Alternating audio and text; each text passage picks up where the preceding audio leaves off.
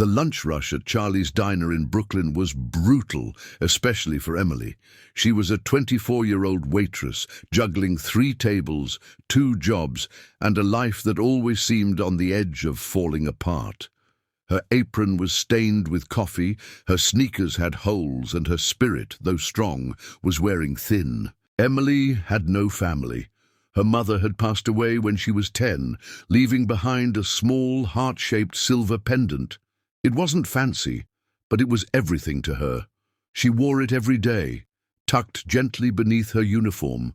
It reminded her that once she was loved. "Hey, I asked for no mayo," a man barked from booth 5.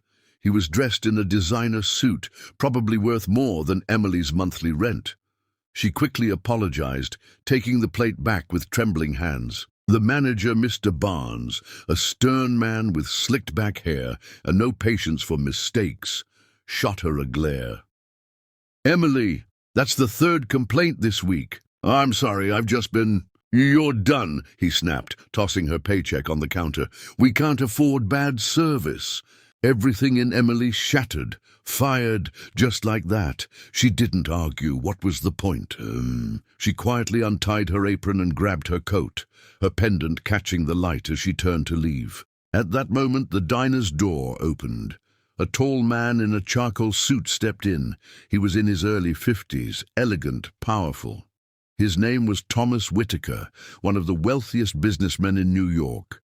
He had just returned from a meeting nearby and stopped in for a coffee, not expecting anything life-changing. His eyes locked on Emily, specifically on the glimmering pendant around her neck. His breath caught. That pendant. He recognized it, identical to the one he gave his younger sister when they were children. The same sister he hadn't seen in 25 years, the same sister he lost in a family argument that spiraled out of control. "Excuse me," he called out, stepping toward her.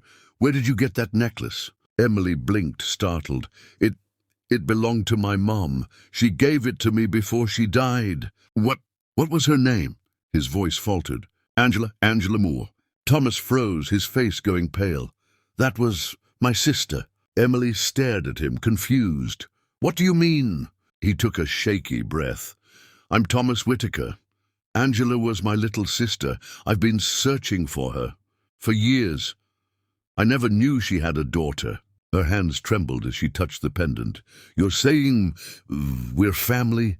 Tears welled in his eyes. "Yes, you're my niece." The entire diner seemed to blur around them as Emily stood in silence, her heart pounding. In the span of minutes, she had lost a job, but found a part of herself she never knew was missing. Emily sat at a corner table in Charlie's Diner, this time as a guest, not a waitress. She couldn't stop staring at the man sitting across from her. Thomas Whitaker, billionaire entrepreneur, respected, philanthropist, and her uncle. "I still can't believe this," she whispered, fingers nervously tracing the edge of her pendant. Thomas gave a soft smile. "Neither can I. All these years I thought I'd lost your mother forever. I never knew she had a child. If I had known, I would have searched harder." Emily's heart ached. She never spoke about family, only that something happened when she was young and she had to leave. "We moved around a lot." She struggled. Thomas nodded, eyes heavy with regret. "We had a terrible argument over a business decision. I was young, arrogant. She wanted a simple life, and I didn't understand it. By the time I realized how wrong I'd been, she had vanished." They sat in silence for a moment. "I wish she could see this," Emily whispered. "I think she'd be happy we found each other." Thomas's voice softened. "I want to make up for lost time, Emily, for your mother and for you. Come live with me in Manhattan. I have space and more than enough resources to help you rebuild your life." Emily stared at him, stunned. "You want me to live with you?" He chuckled. "Emily, you're family, and besides, I could use someone to keep me grounded. Money isn't everything, family is." Tears stung her eyes.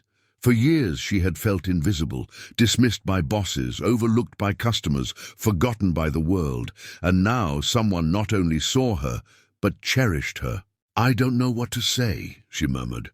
"Just say yes." Thomas smiled. "Let me give you the life my sister would have wanted for you." A few weeks later, Emily moved into a penthouse overlooking Central Park. She enrolled in college, pursuing her dream of becoming a writer. Thomas introduced her to people who treated her with respect, not like the struggling waitress she once was. But Emily never forgot where she came from. One chilly afternoon, she walked back into Charlie's diner, not as a waitress, but as a confident young woman. The manager who had fired her nearly dropped his coffee. "You?" he stammered. Emily gave a polite smile. "Just visiting." Then she handed a sealed envelope to one of the current waitresses. "For the staff, a small donation. I know how hard this job can be." The woman opened it, her eyes widening at the 5-figure check. Outside, Emily met her uncle waiting by the car. "You handled that with grace," Thomas said. She smiled. Mom would have wanted that. And as they drove away, Emily felt something she hadn't in a long time. Not just hope, but belonging. The girl who had once been fired without mercy had found a family, a future, and a purpose, all because of a pendant and the heart behind it.